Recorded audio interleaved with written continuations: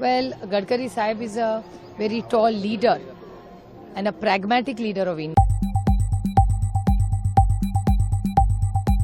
We are trying maximum possible way to go with India alliance everywhere. But still there are little bit issues like West Bengal, somewhere in Assam like situation is there. We are trying to sort it out, that issue also. Congress party is very clear.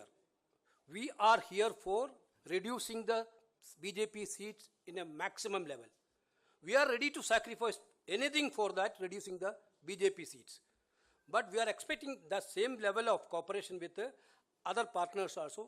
In some states, we need to move forward. That's what I am telling.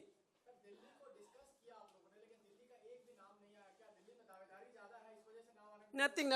Delhi very cordial discussion yesterday हो गया. We are searching for the best candidates in Delhi. Our 3 seat, we will provide our best. वो तो आपने उमर साहब ने खुद कहा कि अलायंस में है ही नहीं, तो वो तो मैंने तो कुछ नहीं, मैं तो चाहती थी कि हम पीएचडी बिल्कुल बरकरार रहे, आगे चलती रहे, पर उन्होंने तो खुद कहा, उन्होंने जो सीटों का कहा वो तो कहा, पर उन्होंने कहा कि ये तो अलायंस में है ही नहीं, पीडीपी सिचुएशन की वजह से अलायंस से बाहर हो गई है। तो आप खुद ही समझ सकते हैं कि पीएचडी को तोड़ने का काम, पीएचडी को खत्म करने का काम, लोगों की आखिरी उम्मीद को खत्म करने का काम कहां से हुआ, हमने तो नहीं किया, हम तो नहीं चाहते हैं। क्या ये उम्मीद की जा सकती है कि आप पीडीपी सभी सीटों पे उम्मीदवार खड़ा करेंगे? आपस मैंने कहा हम जो कांग्रेस है उनसे मशवरा करेंगे, क्योंकि इंडिया अलायंस में तो हम हैं, पीएचडी अलायंस तो तितर बितर कर दी उन्होंने, पर इंडिया अलायंस में तो हैं हम, उनके साथ बात करके देखेंगे कि हम आगे क्या पीडीपी की स्ट्रेटजी साउथ कश्मीर को लेकर अब चेंज होगी, क्योंकि पहले अलायंस की बात होती थी, लेकिन कहीं ना कहीं आपका नाम भी आ रहा है साउथ कश्मीर अनंतनाग सीट के लेकर। नहीं, अभी तो मैंने कहा ना, मिल बैठ के आपस में मशवरा करेंगे कि how to go about it, क्या करेंगे क्या नहीं करेंगे, वो अभी हम कोई इस वक्त मैं इन सारे सवालों का आपका जवाब नहीं दे सकता। उमर साहब ने कहा कि पीडीपी जो थी तीसरे नंबर पे थी, इसलिए वहाँ अलायंस की घर में जो यूज होती है 100 रुपए कटौती की, इस फैसले को आप किस तरह से देख रही है? सबसे पहले मैं कहूंगी ये चुनाव से प्रभावित फैसला है, ना कि महिलाओं से प्रभावित फैसला है, क्योंकि महिलाओं की ये मांग काफी समय से रही है। 9.5 साल हो गए प्रधानमंत्री मोदी जी को एक वादा किए हुए, बहुत हुई महंगाई की मार अब की बार मोदी सरकार, और आज भी महिला हो, पुरुष हो, घर हो, परिवार हो, महंगाई से जूझ रहे हैं। महंगाई जो आमदनी है वो 98 है, खर्चा जो है उनका रुपया हो गया है, तो उस पर आप 100 रुपए की कटौती कर देते हैं। 2014 में 400 रुपए सिलेंडर का भाव था, आज 3 गुना बढ़ चुका है। उसमें भी अगर आप 100 रुपए काटेंगे तो फिर भी लोगों को ज्यादा पैसा देना पड़ रहा है। महंगाई की जो मार है वो उन पे पड़ रही है।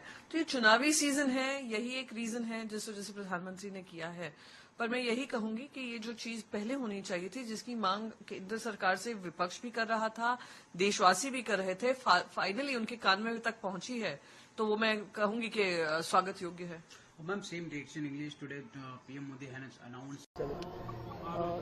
Prime Minister Modi has tweeted today morning that government is reducing 100 rupees on LPG gas. It will lower the burden on financial burden on millions of family, and it will benefit the Nari Shakti.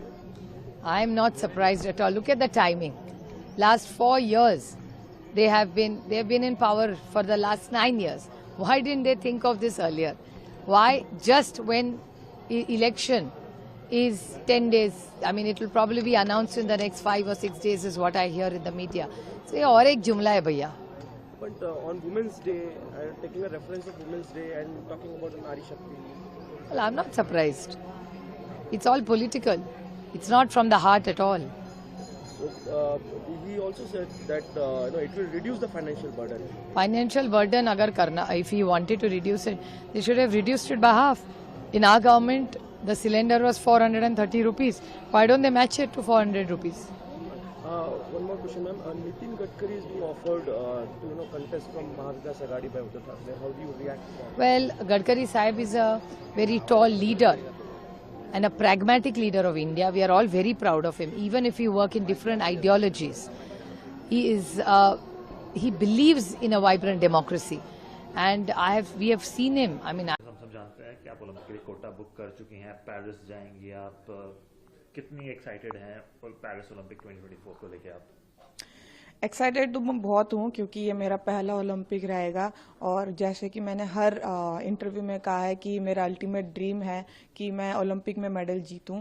तो अभी finally मैं Olympics जा रही हूँ तो मैं यही कोशिश करूँगी कि वहाँ पे जाके अपना 100% दूं और वहाँ से मेडल के साथ आऊँ और अपना